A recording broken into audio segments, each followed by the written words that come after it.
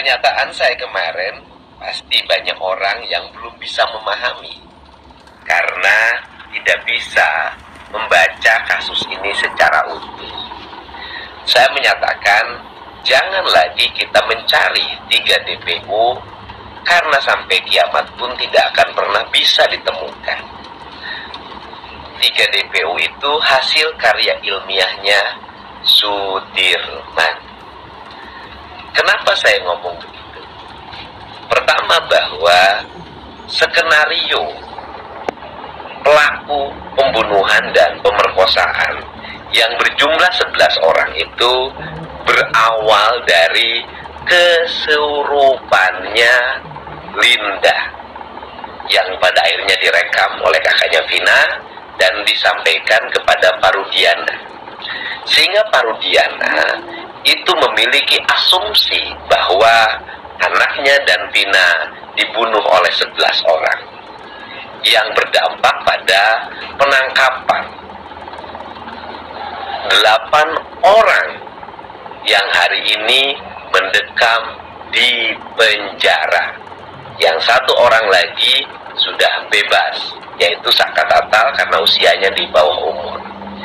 Dari ke-8 orang itu 7 orang berkawan, yaitu mereka yang biasa tinggal di RT dan RW yang dekat SMP 11.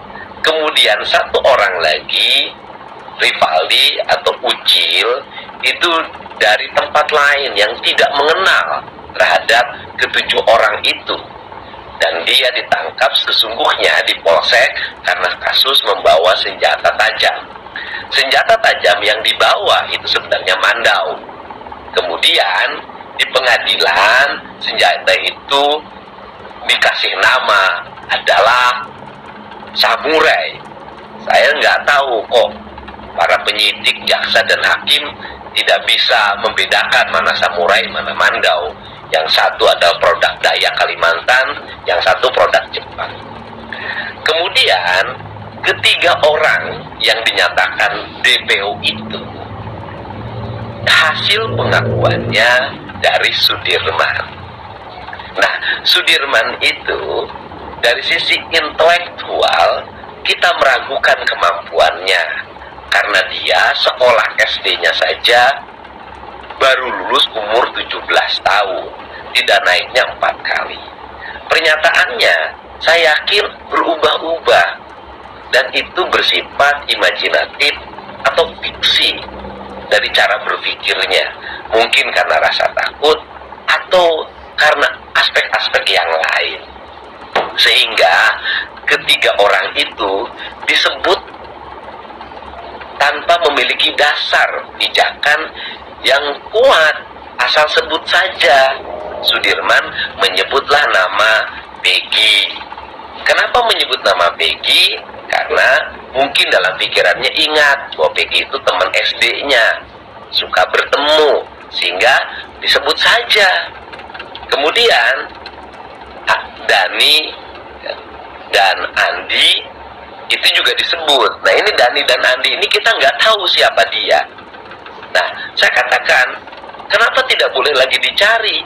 Karena memang tidak pernah ada peristiwa pembunuhan yang dilakukan oleh 11 orang ini, baik yang sudah ditangkap di penjara maupun yang belum, yaitu 3 DPO itu.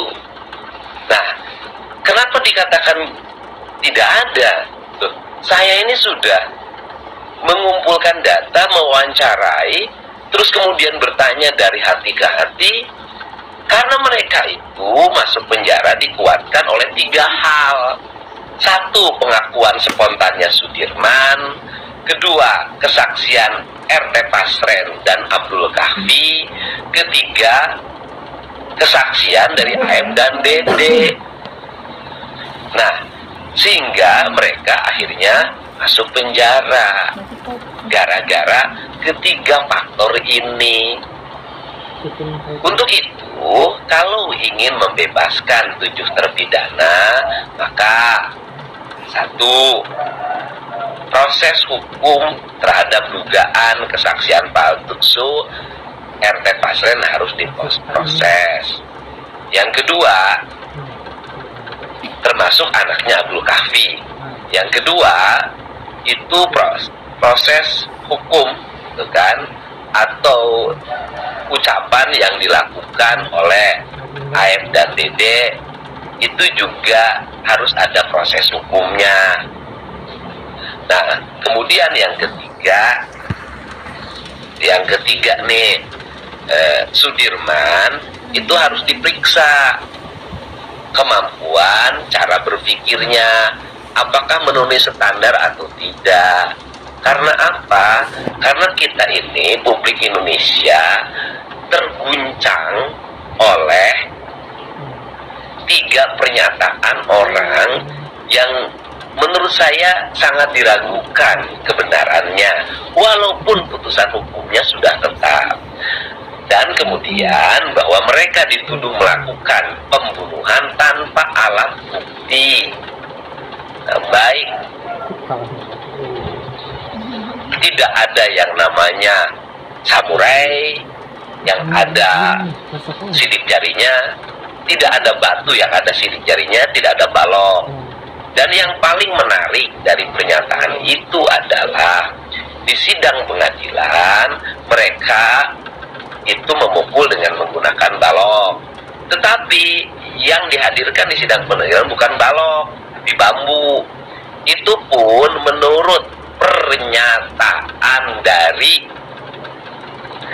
para terpidana, bambu itu disiapkan oleh Jaya dan Sudirman setelah ditangkap. Jadi bambu itu dicari oleh Sudirman dan Jaya setelah mereka ditangkap, disuruhlah mereka nyari bambu.